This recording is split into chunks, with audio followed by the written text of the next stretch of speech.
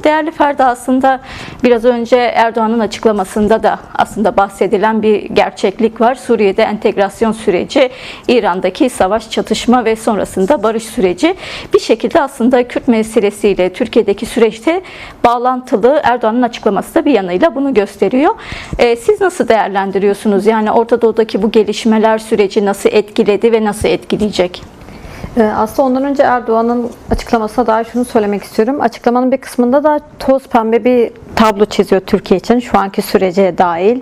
Yani aslında işte onun sözleriyle aktarıyorum. Terörün gölgesi çekildikten sonra turizmden istihdama, güvenlikten tarıma her alanda bir bahar havası estiğini, Kars, Van, Batman, yani bütün aslında Kürt şehirlerini sayıyor. Esnafın çok mutlu olduğunu, yeni yatırımların geldiğini, gençlerin yüzlerinin güldüğünü, herkesin süreçten çok mutlu olduğunu aktarıyor. Aslında bu çizilen toz pembe tabloda ne kadar toplumdan ayrık, ne kadar kopuk olduğunu da gösteren bir durum ya da bu şekilde yansıtıldığını da gösteren bir durum. Öncelikle ona bakmak gerekiyor. Yani Erdoğan konuşmasında çizdiği gibi bir tablo yok. Ona çok net altını çizmek gerekiyor. Söylediğiniz gibi yani Orta Doğu'nun kendi dinamikleri çok fazla gelişme oldu. Sadece 2026'ın başından itibaren yaparsak yani Suriye'de Rojava'da yeniden çatışmalar başladı biliyorsunuz. Sonrasında o çatışmalar durdu. Yeni bir anlaşma sürecine girildi. İran, ABD, İsrail ve aslında Lübnan savaşı patlak verdi ve bu savaşla birlikte aslında küresel ekonomide bütün dünyayı küreseli etkileyen bir süre sonucu oldu. Hala da devam ediyor. Şu şekilde yani sadece Hürmüz Boğazı'ndan geçen gemi sayısı pazartesi günü sürecin başından beri en yüksek noktaya ulaşmış, pik noktası ve bu da %25'ine denk gelmiyor normal akışın. Tabii ki bu bütün dünya ekonomi sistemini de etkileyen bir durum. Dolayısıyla hani sadece Orta Doğu'daki gelişmeler Orta Doğu değil, bütün küreseli etkilerken tabii ki Türkiye'deki süreci de etkileyen bir süreç oldu. Yani bence bu sürecin yavaşlatılmasında iktidarın eline aslında bir dayanak sunmuş oldu. Yani bekleyen bir Suriye kaynıyor. Bakalım Suriye'de ne olacak? Sonra bir Türkiye kısmına bakalım. Sonrasında İran Savaşı patlak verdikten sonra hemen dibimizde bir savaş var. O ne olacak? Bir ona bakalım.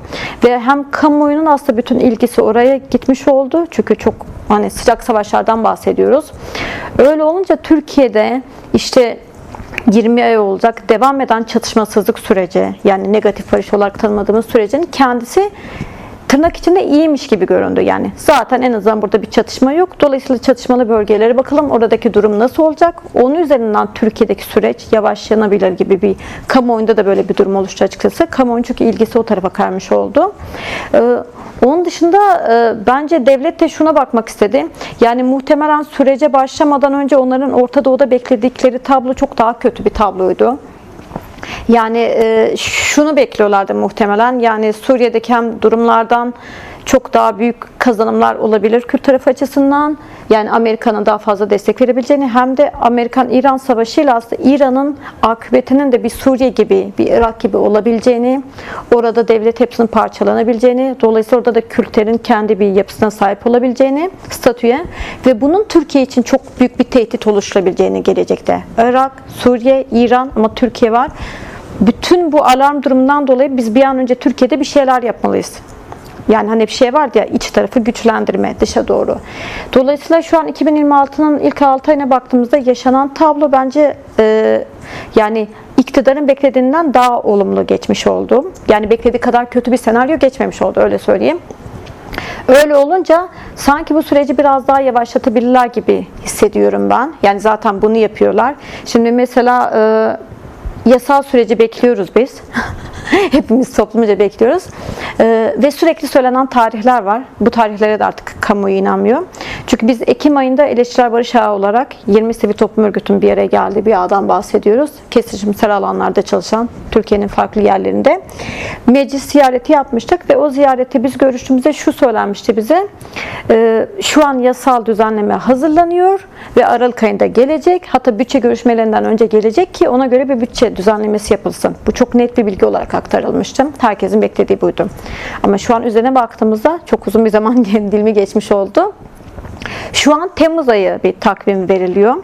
Ve aslında biliyoruz ki birkaç gün sonra meclis tatile gelecek. Resmi olarak tatil. Hani 3 aylık tatil de ayrı bir şey. Hiçbir iş kolunda olmayan 3 aylık tatilin yasamaya verilmesi de ayrı sorgulamak lazım. Ve biz hep şunu söylüyoruz, yani bu süreç başladığından beri meclisin asli görevi buyken 3 aylık tatile ihtiyacı yok. Geçen yazın da demiştik. Yaz döneminde bu çalışmaları yürütebilir diye. Ki biliyorsunuz 5 Ağustos'ta orada bir komisyon kuruldu ve çalıştı aslında yazın.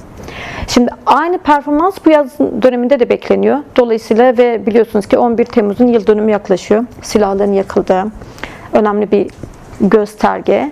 Ve onun üzerinden geçen bir yıllık zaman dilimine baktığımızda somut olarak ne gerçekleşti diye baktığımızda mecliste kurulan komisyon dışında hiçbir şey yok elde. Yani sadece evet bir çatışmasızlık hali var. Barışla ilgili daha çok toplantılar yapılabiliyor. Görece açılmış bir alan var ama bu varken aslında diğer tarafta projeksiyonun kapatıldığı tarafta da hak ihlallerinin devam ettiği, sizin de bülten başında gösterdiğiniz aslında ifade özgürlüğü dahil bütün hak ihlallerinin ihlal edildiği bir süreçle zaten karşı karşıyayız. Dolayısıyla hani Orta Doğu'daki gelişmelere isterseniz tabii ki daha detaylı girebiliriz ama yani biliyorsunuz ki işte daha birkaç gün önce G7 zirvesi vardı. Orada ortaya çıkan durum şu ki silahlanma daha da artacak. Yani dünyada silahlanma yarışının arttığını görüyoruz. Ve bu konuda aslında hemfikir olduklarını görüyoruz. Şimdi NATO zirvesi Türkiye'de olacak ve daha başlamadan bir ortalığı temizleme şeyine. Bazen şuna benzetiyorum. Küçük yerlerde böyle resmi üst düzey bürokratlar ziyarete geldiğinde sokaklar temizlenir, çöpler toplanır, her şey iyi gösterilmeye çalışılır. Türkiye şu an bunu iktidar şey olarak yapıyor. Bütün muhalefeti susturma, daha gelmeden ses çıkarabilecek, NATO'ya karşı çıkabilecek. Biliyorsunuz 200 kişiden fazla kişi gözaltına alındı. Ve ilk 12 saat miydi, 24 saat miydi yanlış olmayayım. Aslında erişim hakkı da engellenmiş oldu. Görüşme kısıtlaması da getirilmiş oldu. Kendi avukatlarıyla bile görüşemediler.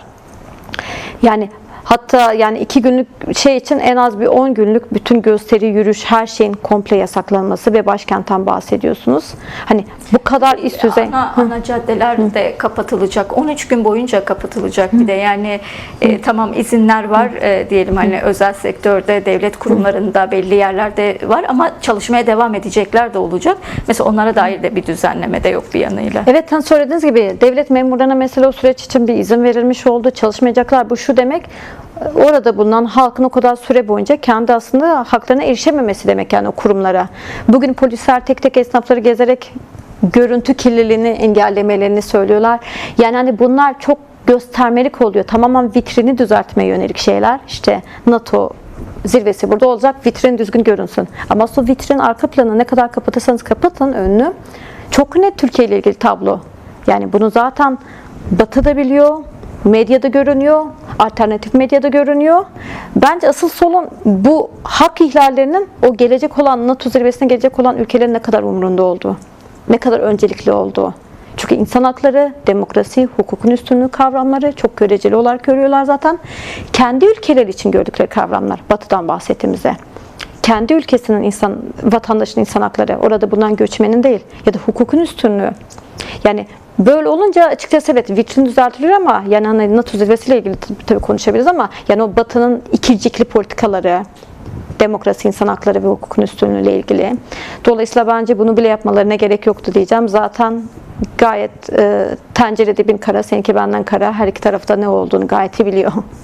Evet, son olarak zaten AP'nin raporunun ardından mesela Türkiye'den çok eleştiriler yükselmişti ama yine o dönem AB koordinatörlerinden biri Türkiye'ye gelerek aslında burada bir görüşme gerçekleştirdi Dışişleri Bakanı'yla ve bu görüşmenin ardından kendisine mesela hem rapor soruldu hem Türkiye'deki uygulamalar soruldu. Bunları eleştirmeye devam edeceklerini ama Türkiye ile olan işbirliklerini de sürdürmeyi düşündüklerini, genişletmeyi sürdürdüklerini de söylediler. Bu açıdan aslında zaten hem NATO zirvesinin burada gerçekleşmesi hem de sizin de bahsettiğiniz gibi bir yanıyla her ne kadar demokrasiyi savunan bir AB gerçekliği olsa da söz konusu bu tür ilişkiler olduğunda başka bir tabloda karşımıza çıkıyor. Biz yeniden barış ve demokratik toplum sürecine dönersek, Samer bir açık araştırma yapmıştı yakın zamanda, bu da açıklandı. Bu araştırmada biz şöyle bir sonuç görüyoruz aslında, yani halkın aslında hala sürece inancı var, süreçten beklentisi var ama bu süreçte inancının olmadığı, güveninin olmadığı bir aktör var, o da iktidar. Biraz önce siz de bahsettiniz, yani Aralık ayında olacağı söylenen düzenlemeler için biz Haziran'a geldik ve Temmuz'a geldik daha doğrusu, ve Temmuz'da da olup olmayacağı da belli olmayan bir durumdan bahsediyoruz. Bu erteleme durumu, bu oyalama durumu sizce barış duygusunu, barış olgusunu nasıl etkiliyor? Tabii ki çok olumsuz etkiliyor ama yolda bir yandan da şunu da aktarmak istiyorum. Samer'in anketine vurgu yaptığınız için yolda gelirken okuduğum bir çalışma vardı. Çok da ilginç geldi açıkçası. Çünkü bize bir şey, hani geleceğe dair umut var mıdan ziyade aslında biraz da var olan durumu konuşmak lazım. Hafıza Merkezi'nin ve Gençlik Örgütleri Forumu'nun düzenlediği bir rapor var. Gençlerin gözünden müzakere süreci, duygular, deneyimler ve beklentiler. 47 ilde 255 ilçede yapılmış. 18-35 yaş, yani genç kesim üzerinden tanımlanan 1741 gençle. Bence bunun sonuçları çok daha ilginç geldi. Yani burada da yine evet, gençlerin %50.7'si süreci destekliyor. Yani neredeyse yarı yarıya destekliyor diyebiliriz. Bu iyi görünen bir şey olabilir. Ama biraz daha ayrıntılara baktığımızda şunu görüyoruz. Yani izninizle biraz paylaşmak istiyorum. Tabii. Yani gençler kendileri ne kadar dahil ediliyor sürece diye sorduğumuzda %35'i sadece dahil edildiğini düşünüyor. Diğerleri dahil edilmediğini. Bu şundan önemli, biz diyoruz ki yani şu an Türkiye'de ne kadar karar alıcılar, siyasi parti liderleri hep yaşlı olsa da, belli bir yaş üstü, aslında geleceğimizi şekillendirecek olan gençlerdir diyoruz. Dolayısıyla gençlerin bu tür çözüm süreçlere dahil olması çok önemli. Yani çünkü gelecek onlar için inşa edildiği için. Ve gençlerle ilgili şu iyi bir şey, geçiş dönemi adaleti, biliyorsunuz bize bir şey söylüyor. Hani barış sadece negatif barış değil, çatışmaların susması değil, geçmişle yüzleşme, onarıcı adalet, 90'larla yüzleşmesi, 2015'lerle yüzleşmesi, hani biraz da somutlaşmak için söylüyorum. Bunlar hepsi çok önemli adımlar. Ve bizim barıştan kastettiğimiz sadece silahsızlanma değil. Yani bu tek değil. Bu açıdan geçiş dönemi adaleti mekanizmalarının %80'i gençler bunu destekliyor. Yani aslında barış dediğimiz şey, toplumsal barış bu diyor. Bunu biliyorlar dolayısıyla bilenler. Ama gençlere şu da ilginç geldi. En büyük sorunu nedir diye sorduğumuzda ülkenin, hep ekonomi ve işsizlik ön plana çıkarır ya anketlerde, %34 burada da. İkinci sırada hukuk ve adalet geliyor, %33. Yani gençler için hukuk ve adalete erişememe durumu aslında bir işsizlik kadar önemli bir durum. Bunun yanında işte milli güvenlik, terör, hep bu dili kullanıyor ya iktidar. Bunun oranı %1.9. Yani aslında söylendiği gibi 90'larda iktidarın sürekli kamuoyunu arkasına almak için terör dili, milli güvenlik dilini kullanıyor diye gerekçe olarak. Bu dil şu an satmıyor. Onu da gösteren bir durum. Yani bunu. Bir diğer aslında kötü nokta da kadın hakları ihlalleri de gençlere göre büyük bir sorun değil. %1. Hani bizim her gün en az bir kadının öldürüldüğü, bazen 4-5 kadın öldürüldüğü, cezasızlık politikalarından kaynaklı bas bas bağırdığımız medyada, sivil toplum olarak, akademi olarak gençler bunu %1 oranında önemsiyor. İnsan hakları ihlallerinin %0.6. Bence bunlar önemli alarmlar.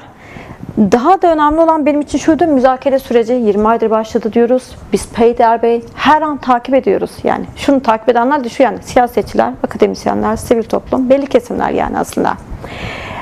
Türkiye genelinde bundan haberdar olan, yani böyle bir süreç yürütüyor mu? Bunu bilenlerin oranı %60 ama bilmeyen %40. %40'ı aslında böyle bir sürecin yürütüldüğünü bilmiyor ve bu gençlerle ilgili. Ve bunu aslında sadece eğitim durumuyla da ilgili bir durum değil. Yani sadece işte eğitimsiz demeyeyim, lise 6 ya da lise değil, aslında her kesimde olan bir durum olduğunu görüyoruz. Başka bir ilginç konuda şu geldi. Dedim ki son bir yıl için aslında tek somut adım komisyon kurulmasıydı, meclis komisyonu, ve aslında önemli bir şeydi. Ne kadar zamana yayılmış olsa bile sivil toplum örgütünden çeşitli kurumların dinlenmesi, aslında bir Türkiye'nin resmini çizmiş oldu bize. Kürt meselesinin taraflar nasıl görüyor, nasıl şey yapıyor, hak ihlalleri orada belgelendi, hepsi raporlara geçildi. Yani yüzlerce insan dinlendi, binlerce sayfa kayıt var. Ama rakam olarak ne kadar kişi bundan haberdar, bunu biliyor dersek sadece %32 Türkiye geneli. Yani %67'si gençlerin böyle bir komisyon kurulduğuna dair bilgisi yok. İşte iktidarın da temel hani toplumsallaşma önünde engel koymasının da biraz sonucu, yani bu mesele toplumsallaşmasın, biraz daha belli kurumlar, devlet kurumları arasında kalsın şeklinde bir yaklaşımı var. Biraz onun sonucu gibi de görülebilir. Evet ve şey de ilginç. Yani mesela komisyon toplantılarını biz her hafta yani takip ediyorduk. Bir sonraki komisyon ne zaman olacak toplantı, kim dinlenecek, ne söylenecek? Bilenler de ne kadarı takip ediyor diye sorduğumuzda %80'i takip etmiyor. Evet, böyle bir komisyon var ama takip etmiyorum sürecinde. Bu verileri şundan dolayı paylaştım. Dediğim gibi rapor yeni Hafıza Merkezi'nde sayfasından bakılabilir. Yani gençlerin perspektifi açısından bence önemli bir veri olduğu için paylaşmak istedim. Evet, yani %50 hala destekliyor. O iyi bir oran diyoruz. Ama ne kadar haberdarlar? Yani bu kadar önemli bir meseleden, 100 yılda devam eden bir meseleden, hayati dediğimiz bir meseleden ne kadar insanlar takip ediyor?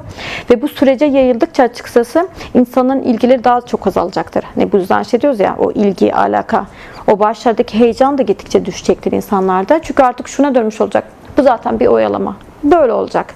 Yeni durumumuz bu. Daha da kötü bir durum bence, bu bir demobilizasyona da neden oluyor. Çünkü insanlarda şu olacak. Bu da iyi aslında. Çatışma yok. Çatışma yok yani. Bu hali iyi. Bunun iyi hal olarak kabul edilmesi. Ve açıkçası bu noktada yani bunun sadece bir seçim stratejisine dönüşmesi, şu anki verili olan durumun iyi olarak kabul edilmesi, iktidar tarafından sadece silahsızlanma indirgenmesi ve bunun da oyalanarak, yani hala bir yasal düzenleme yok, hiçbir güvence yok. Olması bence toplum nezdinde şunu da, yani hani ilgi şuna dönmeye başlıyor, büyük bir ayrıma dönüşüyor. Çok ilgili olan, takip eden kesimler, yarası olanlar, hep diyorum, yarası kanayanlar. Yani çocuğu dağda olan, hapishanede olan, yurt dışında olup bu yüzden Türkiye'ye dönemeyen, yani siyasi yasaklı olan, bu yüzden kendi ülkesine dönemeyen insanlar. Yani yarası açık olan insanlar daha fazla, ya da işte kayıp yakınları süreci takip ediyor. Adım atılması için her platformda sesini duyuruyor. Ama geri kalan kısım için belli bir noktadan sonra bu çok şey olmayacaktır. Yani negatif barışın kendisi, çatışmasızlığın kendisi bir olağan normal durum olarak kabul edilebilir. Noktaya gelecek. Evet, değerli Ferda, gerçekten önemli bu kısmı. Cidden belirsizlik uzadıkça taleplerin azalmasına dair, talepleri destekleyenlerin azalmasına dair bir politik hatta mevcut. Ama ülkede şöyle bir tablo da var aynı zamanda. İktidar sürekli bir gündem de yaratıyor. Sürekli yeni bir gündemle de karşımıza çıkmış oluyor. Özellikle mesela CHP'deki mutlak butlan sürecini de belki bu yönüyle de değerlendirilebilir. Muhakkak yani bir bütün aslında muhalefeti dizayn etmeyle ilgili bir tartışma da olabilir. Bunu da tartışabiliriz ama buradaki tartışmalar devam ediyor ve CHP şu an iki ayrı CHP olarak politika üretiyorlar ve hani bir tartışma hali var. Bunun sürece yansımasını siz nasıl değerlendiriyorsunuz? Yani gerçekten sizin de bahsettiğiniz gibi bu kadar önemli bir gündem ve tüm ülkenin o çoklu krizlerinin merkezine oturan bir mesele bu. Ama bir taraftan da CHP tam buna yakın bir konumda seyrederken bir bölünmeyle karşı karşıya geldi. Ya şu şekilde, bu arada bugün Erdoğan'ın konuşmasında bununla ilgili de bir şey vardı. Hatta Erdoğan işte CHP içindeki bu ayrılıklara çok üzülüyormuş. Daha güçlü bir muhalefet görmek istiyormuş Türkiye'nin demokrasinin ileri gitmesi için. Bunlar çok kinayeli sözler. Şöyle bir durum var, yani çok net şekilde bir böl parçala sistemi ve çok da işe yarayan bir sistem oldu açıkçası. Yani şu var, hukuk, hep şey diyorduk, yani hukuk yok, işlemiyor. Ama şu an AKP'nin son dönemlerde yaptığı sistem tamamen hukukun siyasallaşması. Ki Kılıçdaroğlu aslında siyasi olmadığını söyledi. Bu da ayrı bir durum. Ve bu siyasallaşan hukukla birlikte aslında tamamen, yani yasama, yürütme ve yargı ayrı ayrıklar olur dediğimiz noktada aslında hem yürütme, hem yasamanın hem de yargının tamamen yürütmenin elinde olduğu. Yani şunu düşünün. Kanunlar nettir, bellidir. Önünde duruyor ve hakimler var olan kanunu uygulayamıyor. Uygulayabilmesi için emir gelmesi gerekiyor. Buna bir sürü dava örneği verebilirim. En basitinden şunu yine söylemek istiyorum. Barış akademisyenleri. 9 yıldır, 10 yıl oldu, davalarımız orada devam ediyor. Çok net aslında reddedilmesi gereken davalar ve uygulanmıyor. Niye? Çünkü bir, Birisinin emir vermesi gerekiyor. Evet, uygulayabilirsin demesi gerekiyor. Bu bütün davalar için buna dönüşmüş Tabii durumda. Kobani dava Evet. süreci aynı şekilde Can Atalay kararı bekletiliyor. Yani bütün Aslında siyasi tutukların hepsi, yani başta Selahattin Demirtaş, Figen Yüksekdağ olmak üzere, yani bütün hepsine baktığımızda bunların hepsi aslında var olan, hani hep şey diyoruz ya, mesele yeni bir anayasa değil aslında. Var olan yasanın kendisine uygulanması bile var olan sorunların büyük bir çoğunluğunun çözümüne oluşmasını sağlayacaktır. Böyle bir durumda mutlak kararda biliyorsunuz hukukun tamamen siyaset tarafından kullanılması. Kayyum uygulaması da böyledir. Çok net şekilde, yani hukuktaki küçük boşlukların bükülerek siyasetin istediği alanı çevirebilmesi ve hukuku kendisi için kullanması ve günün sonunda iktidarın ama hukukta bu, bizim yaptığımız hiçbir şey yok diyebilmesini sağlıyor. CHP olayı başlı başına bir durum.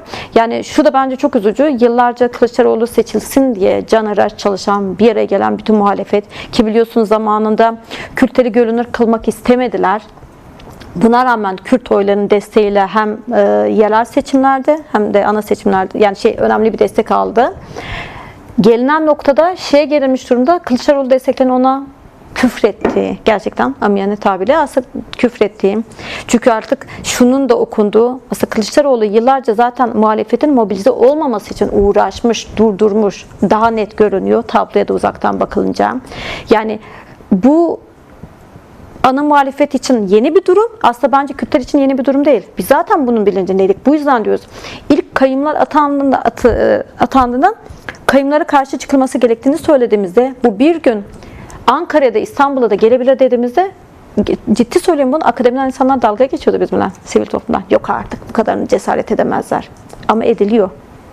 Çünkü bir yeri kırdığınızda bu herkes için işlemeye başlıyor sistem. Yani su bendini siz açtığınızda o su gelip size de ulaşır. Er ya da geç ulaşır. Ya da işte biliyorsunuz şu an çok tartışılıyor gündemde Selahattin Demirtaş üzerinden dokunulmazlık kararları ve pişman değilim dedi Kılıçdaroğlu yine.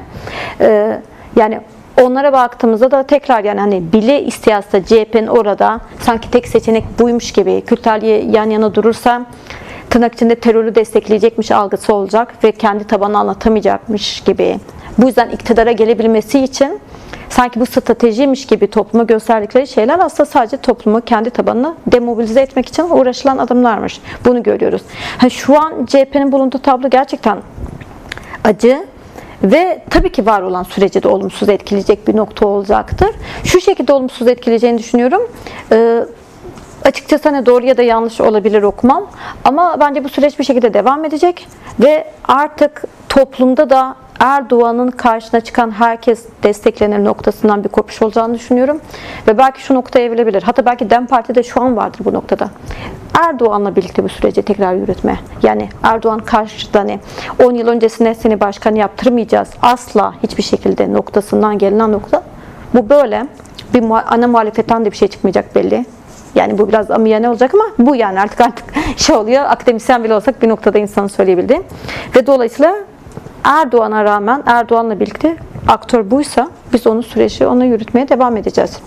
Aslında bunu zorlamaya çalışan, yani iktidarı bir bütün olarak süreç konusunda adım atmaya dönük çeşitli pratikler de var zorlayan, ki DEM Parti başta olmak üzere aslında Kürt hareketi, Kürt siyasi hareketi bu konuda bugüne kadar özel olarak bir baskı mekanizması oluşturmaya çalıştı. Bununla ilgili yine tartışacağız. Yani önümüzdeki günlerde bu hafta sonu özgürlük mitingleri var mesela. Evet. Hani biraz bunu zorlamaya da dönük, devletin adım atmasını da sağlamaya dönük adımlar olacak bunlar. Ama öncesinde biraz aslında son dönemlerde gündeme gelen diğer konuları da biraz konuşmak isteriz. Çünkü gerçekten iktidar öyle bir durum yaratıyor ki bir yanıyla dün mesela NATO zirvesi öncesi operasyonlar, NATO zirvesi öncesinde yapılan operasyonlar önemli sayıda insanı yani bir şekilde süreçten uzaklaştırmaya dönük bir adım yarattı. Ama diğer taraftan da bakıyoruz Batman'da bir süreç gelişti. Yani gazeteci Mehmet Pergebol'un mesela açığa çıkardığı bir gerçeklikti o. Belki buradan doğru bu durumu da biraz birlikte tartışabiliriz. Yani Batman'daki vahim durumu siz de takip etmişsinizdir. Özellikle engellilerin ve yaşlıların tutulduğu bir özel bakım evinde ortaya çıkan bir işkence türü vardı ki bugün aynı zamanda 4. gününde kadınlar orada bir adalet nöbetindeler. Onunla ilgili birazdan bir bağlantımız olacak ama ben buradan doğru şunu sormak istiyorum. Yani buradan doğru şunu sormak istiyorum açıkçası. Yani böylesi bir gerçeklik, yani Kürdistan'da biraz önce siz de bahsettiniz. Yani Kürdistan'da yaşanan şeyler zamanında tepki verilmediğinde bir süre sonra aslında Batı'yı da esir eden, buradaki kesimleri de esir eden bir uygulamaya dönüşüyor. Biraz bu durumu, Batman'daki gelişmeleri bu yönüyle siz nasıl değerlendiriyorsunuz? Neler yaşanıyor sizce orada? Ya şöyle söyleyeyim, aslında genel olarak baktığımızda bu kar topuna benziyor yani. Kar topunun çağa dönüşmesi etkisi, yani toplumda var olan bir hukuksuzluk gittikçe büyür ve bir çağa dönüşür ve herkesi altında bırakır. Dolayısıyla diyoruz ya, barış inşası dediğimiz süreç sadece silahsızlanma değil, toplumun her alanı ile ilgili bir durum. Ve toplumda var olan cezasızlık politikaları sonucunda bundan dolayı kadın ölümleri, kırımları da artar. İşverenlerin işçilere uyguladığı haksızlıklar, biliyorsunuz sürekli eylemler var, onlar da şey olur. Bugün işte öğretmenler, ücretli öğretmenlerin eylemlerinde, hatta açlık grevlerinde görüyoruz. Ya da işte kurumlarda olan hak ihlallerine baktığımızda Batman örneğinde. Çünkü şu var, yani hani o kadar hepsi birbirinin parçası ki. Ya da Gülistan Doku örneğine baktığımızda, Rojin Kabayış örneğine baktığımızda, kurumların başında bulunan insanlar şunun çok net farkında. Sizin iktidarla bir şekilde bir ilişkiniz varsa, güçlü bir bağınız varsa, bu en üst tepedeki olmak zorunda değil. Siz herhangi bir hak ihlallerine faili olduğunuzda siz çok rahat korunabiliyorsunuz. Çünkü aslında AKP kendi tabanına hep şu mesajı verdi: ben seni korurum. Gerçekten böyle. Yani yolsuzluk da yapsan, suç da işlesen, her şeyde sen benim yanımda olduğun sürece ben seni korurum. Çünkü bu güç bende var.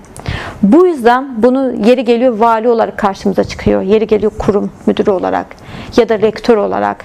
Yani çok temel bir suç ihlalinin içinde yer alabiliyor bir kişi fail olarak. Ama bu bütün o iktidarın gücüyle görünmez kılınıyor, örtbas ediliyor, yok ediliyor. Bu yüzden diyoruz ki, hani hep şey diyoruz ya, barış dediğimiz şey aslında kesişimsel bir şey. Hani bu sadece öldürülmeme değil. Bu sizin ekonomik hayatınızda, sosyokültürel hayatınızda, yaşamınızda, iş alanınızda her şeyi etkileyen bir durum. Yani açıkçası zaten bağlantıyla görüşeceksiniz. Yani benim söyleyebileceğim şu, yani bence bir bütün olarak görmek gerekiyor. Bir bütün olarak baktığımızda, yani bir hak ihlali meydana geldiğinde, hukuksuzluk normalleştiğinde bir devlette, ki şu anda Türkiye'de olan durum bu. Yani hukukun uygulanmaması, hani hukukun üstünü diyoruz ya, bu yasanın tamamen çiğnenmesi durum. Bu her alanda karşımıza çıkabiliyor. Yani bu bir iş yeri de olabilir, bir kurum da olabilir, bir üniversitede olabilir. Hani bunun için o kadar çok örneğimiz var ki her gün bir sürü örnek okuyoruz. Siz her gün bir sürü örnek yazıyorsunuz buna dair.